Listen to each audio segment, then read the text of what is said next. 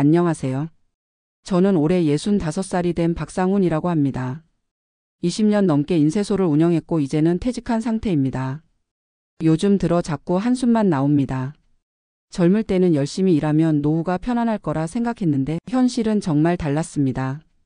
저는 원래 대학에서 디자인을 전공했습니다. 졸업하고 광고 디자인 회사에서 7년 정도 일했지요. 그러다 32에 결혼하면서 아내와 함께 작은 인쇄소를 차렸습니다. 처음에는 정말 힘들었어요. 임대료, 장비 대출금에 직원 월급까지. 수중에 남는 돈이 거의 없었죠. 그래도 점점 단골이 늘고 특수 인쇄 기술도 습득하면서 사업이 조금씩 안정되었습니다. 40쯤 되었을 때는 월 순수익이 400만 원 정도 됐어요. 그때 저희 부부는 아들 둘을 키우고 있었습니다. 큰아들은 고등학교, 작은 아들은 중학교에 다니고 있었죠. 그 시절이 가장 행복했던 것 같아요. 돈도 적당히 벌고 가족도 화목했으니까요. 하지만 인생이란 게 그렇게 순탄하게만 흘러가지는 않더군요. 큰아들이 대학에 들어갈 무렵부터 디지털 시대가 본격화되면서 인쇄 산업이 사양길로 접어들었습니다.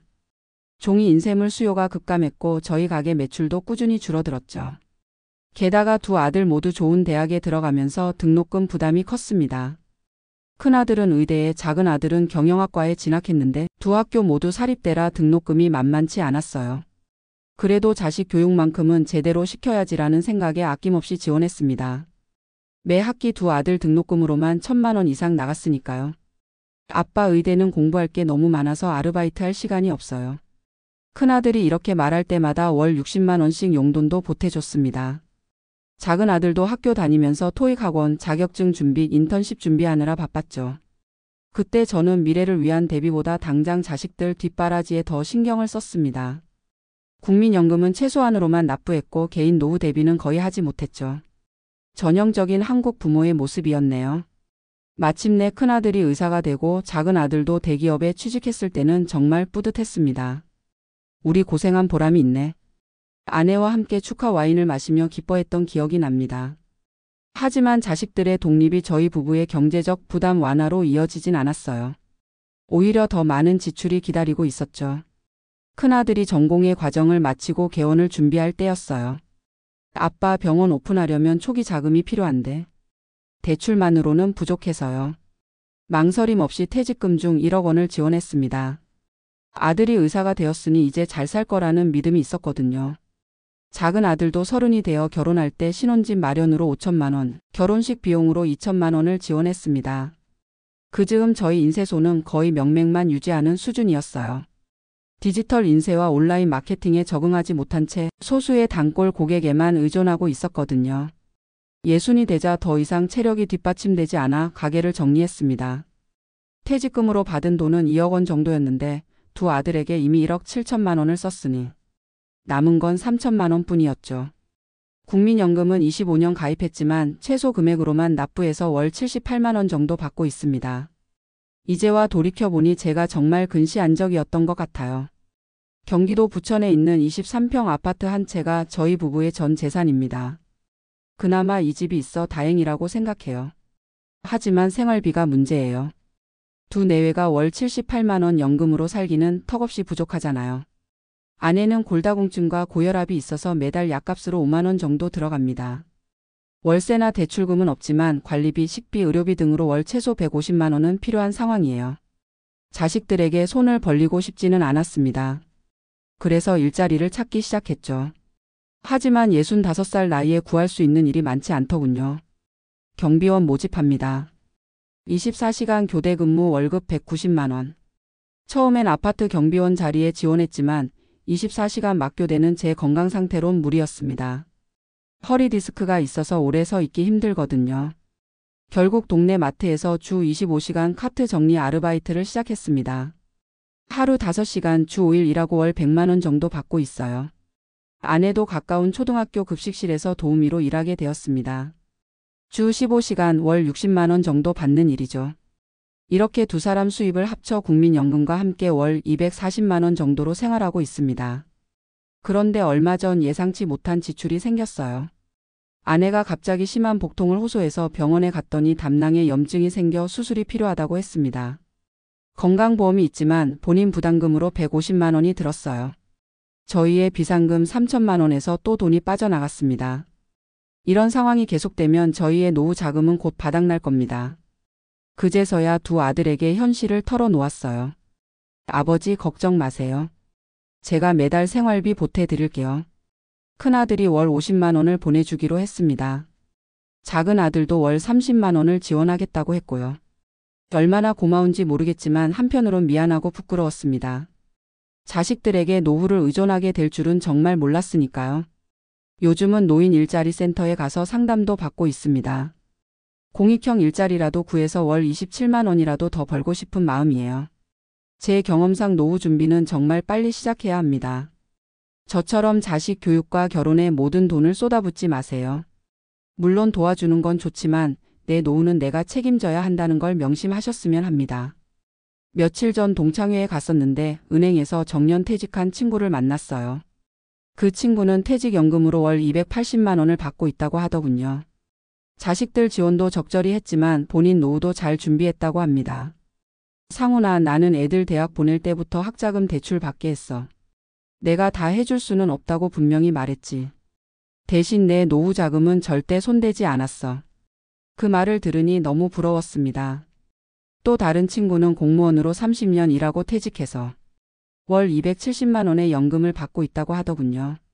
저도 젊을 때 안정적인 직장을 선택했다면 어땠을까 하는 생각도 듭니다. 하지만 후회해도 소용없겠죠. 이제 중요한 건 앞으로 남은 삶을 어떻게 계획적으로 살아가느냐입니다. 요즘은 주택연금도 알아보고 있어요. 23평 아파트를 담보로 월 60만 원 정도를 받을 수 있다고 하네요. 그걸로 아이들 도움 없이도 생활할 수 있을 것 같습니다. 다만 집을 물려줄 수 없다는 게 마음에 걸리긴 하지만 아이들은 이미 자기 집이 있으니 괜찮겠죠. 지난주에는 작은 변화를 시도했습니다. 동네 복지관에서 하는 스마트폰 활용 교육에 등록했어요. 디지털 시대에 적응하지 못해 인쇄소가 망했던 경험이 있어서 이번에는 기술에 뒤처지지 않으려고요. 강사님이 유튜브로 수익을 올리는 방법도 가르쳐 주셨는데 제가 젊었을 때 디자인을 전공했으니 간단한 영상 편집은 할 수 있을 것 같아요. 요즘은 시니어 크리에이터도 많아요. 인쇄소 운영 경험을 살려서 콘텐츠를 만들어 보세요. 그 말에 힘을 얻어 조금씩 준비하고 있습니다. 어제는 큰 며느리가 전화해서 손주 돌봐달라고 부탁했어요. 아버님, 제가 병원에서 일하는데 시간이 안 맞아서요. 일주일에 두세 번만 봐주시면 월 50만 원 드릴게요. 처음엔 거절했습니다. 돈 받고 내 손주를 본다는 게 이상했거든요. 하지만 아내가 다른 관점으로 보게 해주었어요. 당신, 우리가 손주도 보고 용돈도 벌고 일석이조 아니에요? 그리고 요즘은 많은 할머니들이 손주 돌봄으로 수입을 얻는데요. 그래서 다음 주부터 일주일에 이틀 손주를 돌보기로 했습니다. 이렇게 조금씩 수입원을 늘려가면서 생활하고 있어요. 그래도 가끔은 불안합니다. 건강이 갑자기 나빠지면 어쩌나, 돈이 다 떨어지면 어쩌나 하는 걱정이 밤마다 찾아옵니다. 얼마 전에는 노인 주거복지시설도 알아봤어요.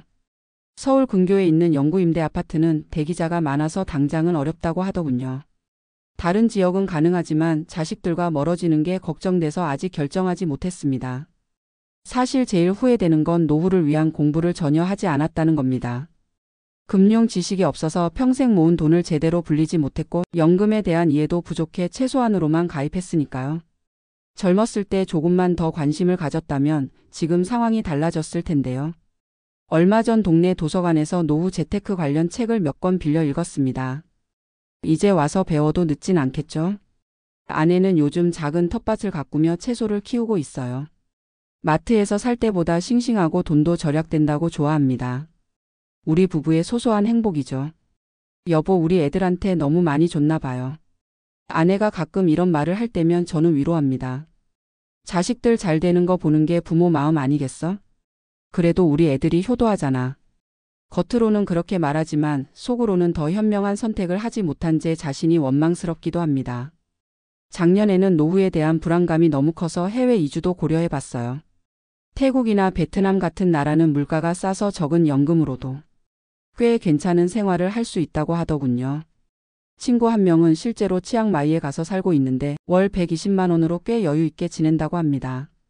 하지만 아내가 반대했어요. 당신 나이 들어 낯선 나라에서 뭘 하겠다고 그래요? 언어도 안 통하는데. 아프기라도 하면 어쩌려고. 그 말에 설득되어 한국에 남기로 했습니다. 그리고 최근에 들은 소식인데 치앙마이에 간 친구가 현지에서 넘어져서 다리 수술을 했는데 의료비가 생각보다 많이 들었다고 해요. 한국의 국민건강보험 혜택이 얼마나 큰지 새삼 깨달았습니다. 노후에는 의료비가 가장 큰 부담인데 그걸 간과했던 거죠. 지난달부터는 복지관에서 하는 노인 건강 프로그램에 참여하고 있어요. 일주일에 3번 다른 어르신들과 함께 스트레칭과 가벼운 운동을 합니다. 운동하면서 새로운 친구들도 사귀고 건강도 챙기니 일석이조네요. 그곳에서 만난 어르신 중에 기초생활수급자가 된 분이 계세요. 손호 할아버지는 국민연금이 58만 원이라 저보다도 적은데 기초생활수급자로 선정되어 의료급여와 생계급여를 받고 있다고 합니다. 저도 신청해볼까 했지만 자식들이 경제력이 있어서 안 된다고 하더군요. 세상살이가 참 아이러니합니다. 자식 잘 키워놨더니 국가 지원은 못 받게 되는군요. 그래도 우리 아이들이 잘 자라준 것만으로도 감사해야겠죠. 요즘 들어 마음의 평화를 찾으려고 노력 중입니다. 물질적으로는 부족하지만 건강하게 살 수 있는 것만으로도 감사하자는 마음이에요. 동네 절에 다니며 새벽 예불에 참석하고 있는데 마음이 한결 편안해지는 것 같습니다. 주지 스님이 해주신 말씀이 큰 위로가 되었어요. 인생은 집착을 내려놓을 때 비로소 행복해집니다. 자식에게도 돈에게도 과거에도 집착하지 마세요. 그 말씀을 들으며 많이 반성했습니다. 제가 너무 자식과 돈에 집착했던 것 같아요. 이제는 조금 내려놓으려 합니다. 며칠 전에는 오랜만에 2 아들 가족을 집으로 초대했어요. 손자, 손녀들과 함께 즐거운 시간을 보냈습니다. 큰아들이 용돈 봉투를 건네는데 처음으로 거절했어요. 아들아, 너희 살림도 빠듯할 텐데 괜찮아. 아빠가 이제 손주들 봐주면서 용돈도 벌 거니까. 아들의 놀란 표정이 아직도 생각납니다. 아버지 정말 괜찮으세요? 그럼 너희 키우느라 고생 많이 했는데 이제는 내가 스스로 해결해야지. 그날 저녁 아내와 함께 앞으로의 계획을 이야기했습니다. 여보, 우리 남은 인생 의미 있게 살아봐요. 돈이 전부는 아니잖아요. 아내도 공감했어요. 그래요. 우리 건강관리 잘하고 할 수 있는 만큼 일도 하고 손주들 보는 것도 즐겁고 이렇게 살면 되지 뭐. 지금 생각해보면 노후 준비가 부족했던 건 사실이지만 그렇다고 인생이 끝난 건 아니더군요. 여전히 할 수 있는 일들이 많습니다. 작은 수입원을 여러 개 만들고 건강을 유지하며 소소한 행복을 찾아가는 노력을 하고 있어요. 무엇보다 자식들에게 부담을 주지 않으려고 합니다. 그들도 이제 자기 가정과 자녀를 책임져야 할 나이니까요. 이제와 깨달은 건데 노후 준비는 단순히 돈만의 문제가 아니었습니다. 신체적, 정신적 건강과 사회적 관계, 그리고 삶의 의미를 찾는 것도 중요한 부분이었죠. 요즘은 동네 노인정에서 바둑 두는 재미에 빠졌습니다. 젊었을 때는 바쁘다는 핑계로 취미생활을 제대로 못했는데 이제라도 즐길 수 있어 다행이에요. 또 카카오톡 단체방에서 예전 직장 동료들과 소통하며 지내고 있습니다. 가끔 만나서 옛날 이야기도 나누고 서로의 근황도 공유하고요. 지난번에는 그중 한 명이 시니어 일자리 박람회 정보를 공유해 줬어요. 거기서 재취업 교육도 받고 다양한 정보를 얻을 수 있었습니다. 남은 인생 어떻게 보면 새로운 시작일 수도 있겠죠. 지금까지의 실패와 후회를 교훈 삼아 더 현명하게 살아가려 합니다. 그리고 제 경험이 누군가에게는 교훈이 되길 바랍니다. 젊은 분들에게 하고 싶은 말은 딱 하나, 노후 준비는 빠를수록 좋다입니다. 저처럼 자식 뒷바라지에만 올인하지 말고 본인의 노후도 함께 준비하셨으면 해요. 자식에게 물려줄 재산보다 스스로 독립적인 노후를 보내는 모습을 보여주는 것이 진정한 부모의 역할이 아닐까 싶습니다. 제 이야기가 조금이나마 도움이 되셨기를 바랍니다. 앞으로도 저는 긍정적인 마음으로 하루하루를 소중히 여기며 살아갈 겁니다. 감사합니다.